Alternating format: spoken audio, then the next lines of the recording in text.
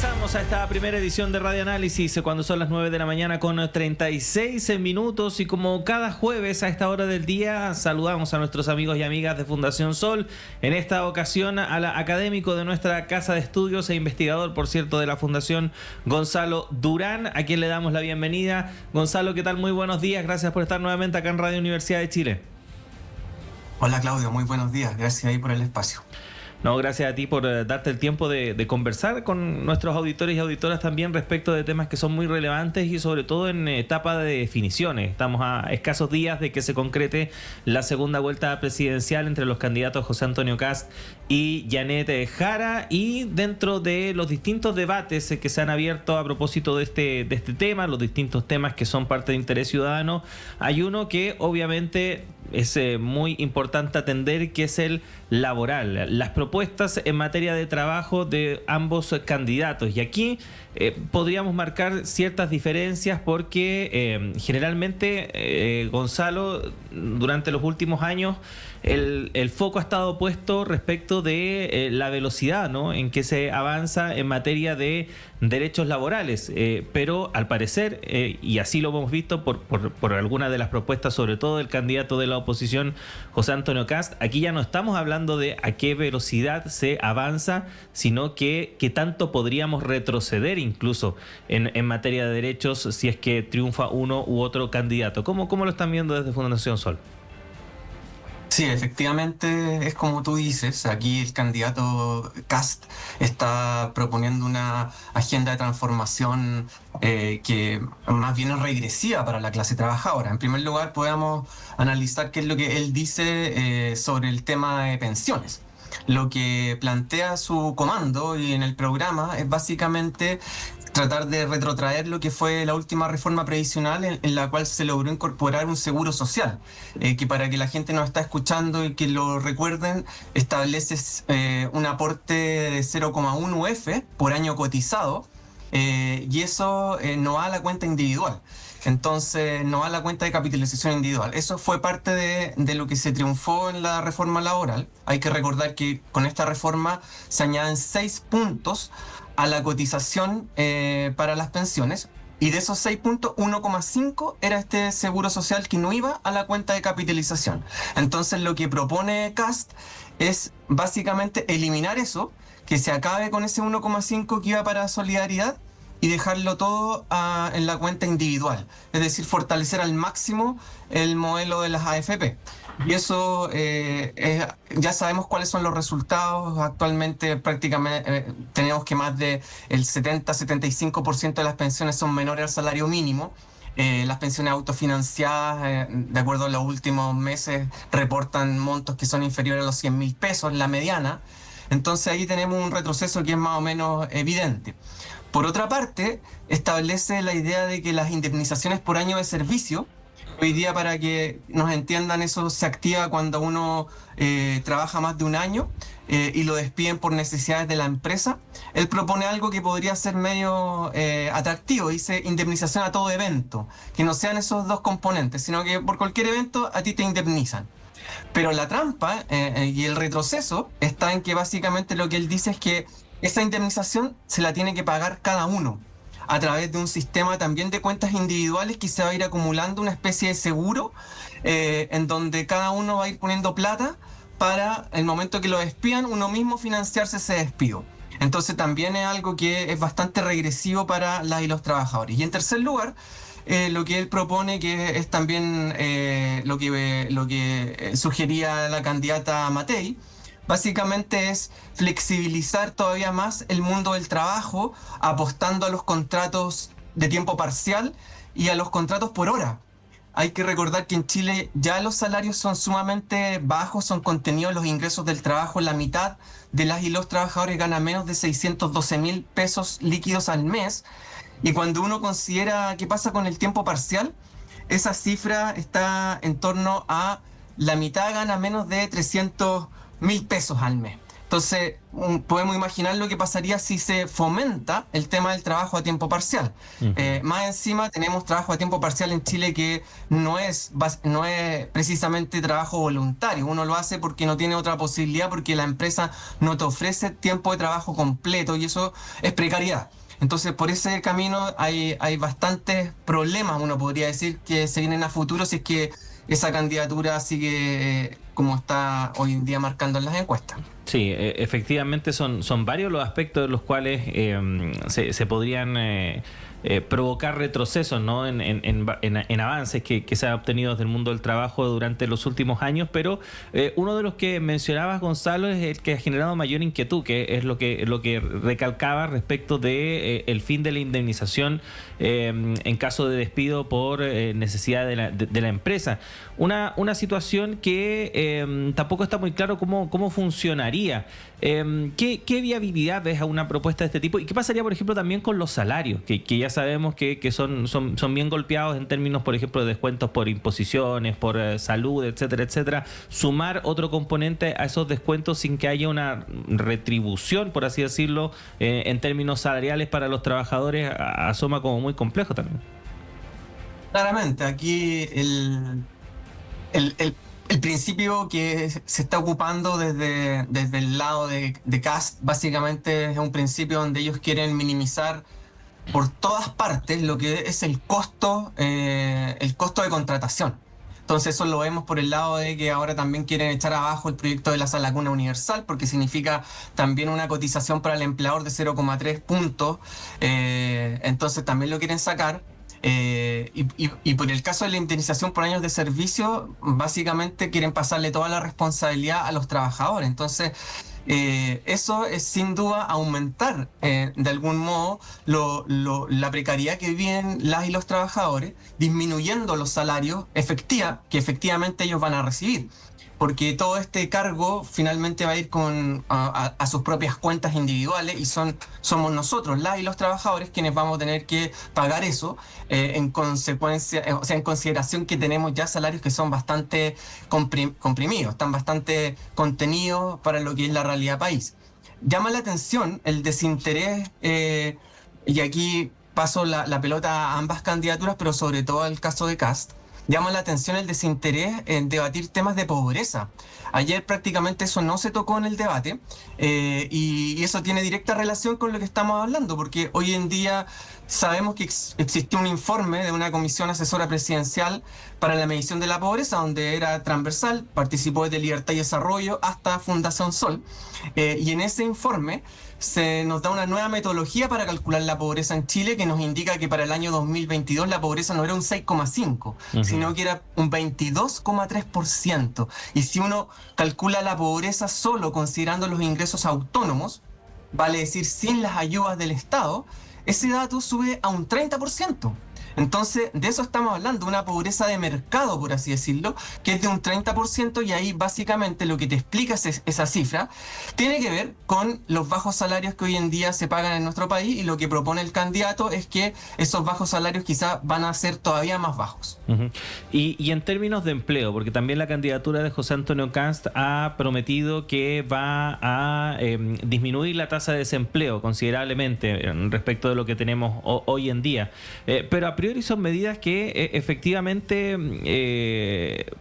provocan pérdida en términos de seguridad para los trabajadores. Da la impresión de que va a ser mucho más fácil despedir a la gente y en ese sentido el sentido común indica que es muy difícil que se puedan revertir las cifras de desempleo si es que, por ejemplo, los empleadores tienen más facilidades para despedir a su personal. ¿Qué pasa ahí? Exactamente, ahí hay un problema grave porque nosotros ahí en el trabajo que hacemos con los sindicatos siempre nos llegan denuncias. Ya hace varios años atrás una vez nos llegó una denuncia de Osorno de un sindicato, o sea, de un supermercado, por ejemplo, que había despedido prácticamente la totalidad de la dotación y lo que hizo fue contratar el doble de la dotación pero a tiempo parcial. O sea, lo duplicó, generó un aumento en el 100% en el empleo en ese caso, pero esos trabajadores eran a tiempo parcial, ganando salarios miserables y teniendo un montón de tiempo disponible para seguir trabajando. Entonces hay que tener mucho cuidado con ese tipo de propuestas que por ahí también dirigen corrige la candidatura de Kast cuando nos dice que quieren mayor flexibilidad, más de la que hay, y aumentar el trabajo por hora, los contratos por hora y el tiempo parcial. Eso, desde una perspectiva teórica, lo que significa es aumentar esta suerte de ejército de reserva, ¿no es cierto? Igual que en un partido de fútbol están los reservistas que están ahí directos para entrar a trabajar, presionando a la baja los salarios que ya son bastante bajos. Entonces, por ahí el movimiento que él quiere hacer. Y eso hay que detenerlo sin duda a través de mayor acción colectiva, organizada por los trabajadores, que es algo que en nuestro país también está al debe. Porque cuando se tienen este tipo de medidas, uno esperaría que pudiera haber una fuerza que te proteja. Y él, por otro lado, también dice que la dirección del trabajo está sobreideologizada, está como controlada por el Partido Comunista y que hay que quitarle todo el tipo de atribuciones y dejarla como un elemento neutro, cuando sabemos que en el derecho del trabajo no es neutro, sino que se pone al servicio de los que están más desfavorecidos en esta relación capital-trabajo. Y entonces ahí también uno esperaría que va a ser en el fondo va a disparar al cerco a tratar de matar a todo, en el sentido de que no va a haber defensa por parte de las y los trabajadores si es que el sindicalismo sigue en la situación en la cual está, y que eso no va a cambiar obviamente de la noche a la mañana. Nos quedan unos minutos, Gonzalo, pero también para analizar lo que pasa en la candidatura de Janet Jara, en la candidatura oficialista, donde obviamente la campaña se ha centrado en defender los avances que la ministra Janet Jara, que fue ministra del Trabajo, logró durante su periodo, y en términos de propuesta lo más llamativo es este aumento en términos salariales, ¿no? Este avanzar en un sueldo cercano a 750.000 pesos de aquí a final de periodo, lo cual ha recibido muchas críticas, sobre todo desde el sector empresarial, desde la oposición, etcétera, etcétera, algunos economistas, respecto de los efectos que eso podría tener y que incluso han calado en cierto sector de la población. Hay videos ahí en redes sociales que circulan, entrevistas a ciudadanos como nosotros, que le preguntan sobre el tema y señalan, no quiero que me suban el sueldo porque van a subir los precios, va a subir la inflación, que es como parte del relato también. ¿Qué podemos decir al respecto? Y bueno, ahí lo primero que hay que decir que sea un típico mito que se viene diciendo desde discusiones hace ya más de 200 años, que si uno aumenta los salarios va a aumentar la inflación.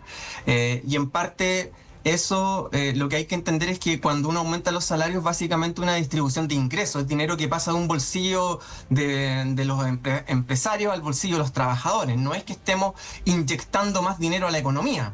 Sería como esta visión monetarista de cómo se genera la inflación. Entonces ahí también hay que tener eso en consideración. No es que haya más circulante, sino que es un elemento de distribución. Y por otra parte, en cuanto a lo que está sucediendo con los salarios y las propuestas de la candidata Jara, yo creo que es importante reconocer que nuestro país tiene la capacidad económica como para pagar mejores salarios significativamente hablando.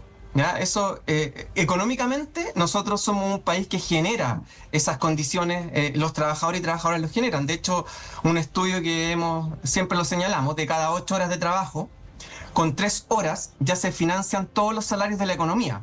Y el resto de las horas de trabajo, las 5 restantes, son para financiar las ganancias del capital. Eso descontado todo tipo de costos. Entonces, hoy día, si es que comenzamos a trabajar a las 8 de la mañana, cuando el reloj diga que son las 11, ya se pagaron todos los salarios. Entonces, eso hay que tenerlo súper presente al momento de discutir este tema, porque claro, cuando uno habla de que el salario vital o el ingreso vital ahora con el apoyo del Estado puede ser de 750.000 pesos, seguimos muy al debe, siendo que nuestro país tiene la capacidad económica para pagar un ingreso que efectivamente permita a las familias salir de la pobreza. Ese ingreso de 750.000 pesos, de acuerdo a las nuevas estimaciones de la Comisión de la Pobreza, no permite a una familia de 3 personas que arrienda, por ejemplo, salir de la pobreza. Y eso no puede ser. Entonces, ahí es donde finalmente nos encontramos con una barrera. Seguramente quienes están escuchando van a decir, sí, pero ¿cómo lo hacemos para subir si las empresas van a despedir?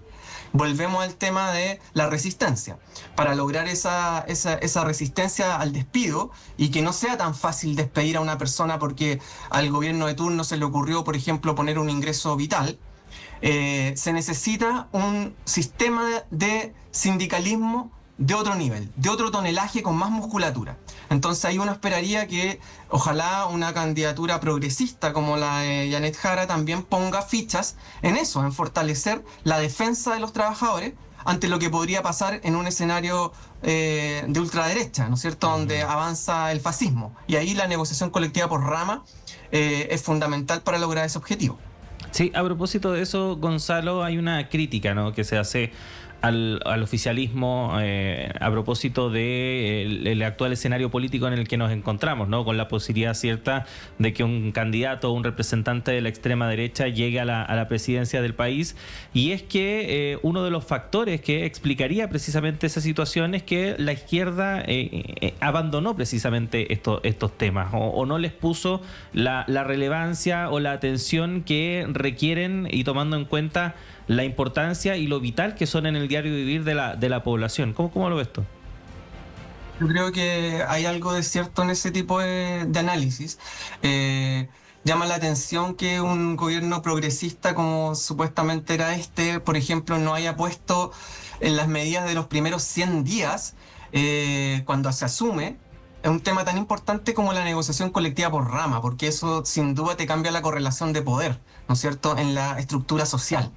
Y que hoy en día, cuando quedan menos de 100 días casi para que se acabe el gobierno, ni siquiera tengamos una propuesta sobre la mesa, siendo que eso había sido parte de las promesas de campaña.